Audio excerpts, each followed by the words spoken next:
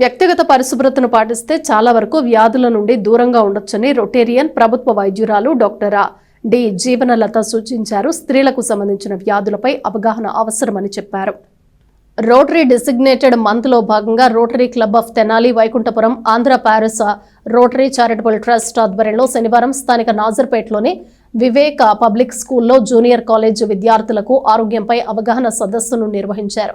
స్త్రీ సంబంధిత వ్యాధులు వాటి నివారణపై డాక్టర్ జీవనలత విద్యార్థినులకు అవగాహన కల్పించారు. వారి ప్రశ్నలకు సమాధానాలు ఇచ్చారు.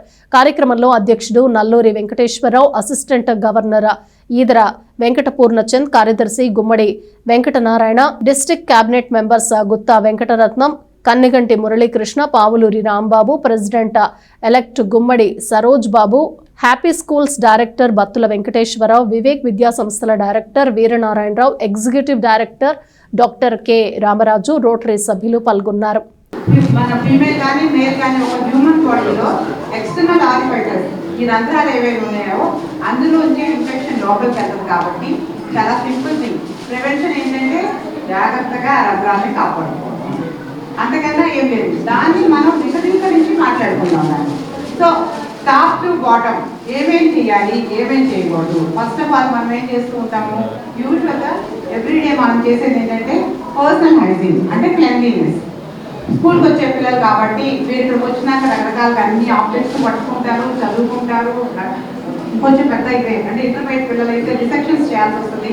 అంటే రకరకాల యానిమల్స్ పట్టుకుంటాము, ప్రతి ఒక్క సబ్జెక్ట్ని పట్టుకుంటాం. కాబట్టి ముందు మనం హ్యాండ్ వాషింగ్ టెక్నిక్తో స్టార్ట్ చేస్తే and before food and after defecation, అంటే తినడానికి ముందర డిఫికేషన్ అయిపోయినాక మనం ఏదన్నా ఇన్ఫెక్టెడ్ పనులు చేసామో మనకు అనిపించినప్పుడు మనం హ్యాండ్ వాషింగ్ చేసుకుంటే చాలా హెల్త్ అండ్ హైజీన్ సంబంధించినటువంటిది, డిసీజ్ ప్రివెన్షన్ సంబంధించింది. సో ఈ రోజు ఈ కాలేజీలో 9th, 10th లేదా ఇంటర్మీడియట్ విద్యార్థులకి ఈ గైనిక్ కానీ లేదా పర్సనల్ హైజీన్కి సంబంధించి కానీ అవేర్నెస్ క్యాంప్ పెట్టాలనే ఉద్దేశంతో డైరెక్టర్ గారు అడగగానే పర్మిషన్ ఇచ్చినందుకు వారికి ముందుగా మరోసారి ధన్యవాదాలు తెలియజేస్తున్నాము. ఈ కార్యక్రమానికి మా రొటేరియన్ డాక్టర్ జీవనలత గారు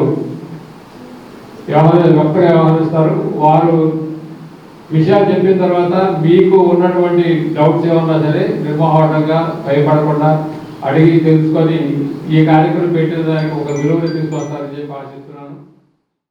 మీ ఆరోగ్యాన్ని సంరక్షించుకుంటారని, అట్లానే ఇప్పుడు మేము రోటరీ సర్వీస్ చేస్తున్నాం, అట్లాగే మీ పిల్లలను కూడా సర్వీస్ చేసేయాలి అనే కోరిక ఉన్న వాళ్ళు 8th, 9th వాళ్ళు ఇంటరాక్ట్ క్లబ్ అని, కాలేజీ వాళ్ళు రోటరీ క్లబ్ అని ఉంటాయి. ఆ క్లబ్లు పెట్టుకుని ఆ క్లబ్ల ద్వారా మీకు చేతైన చిన్న చిన్న సహాయాలు ఇవి అంటే మేము పెద్ద పెద్దవి చేస్తుంటాం, ఏదో చదువు పెట్టే డబ్బులు పెట్టి చేస్తాం.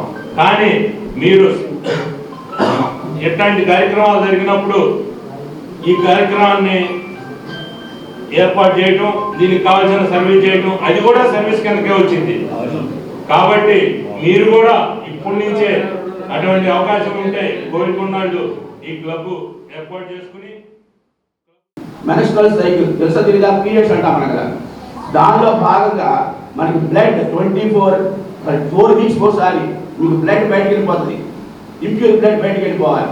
ఎలా అవుతా చెప్పండి.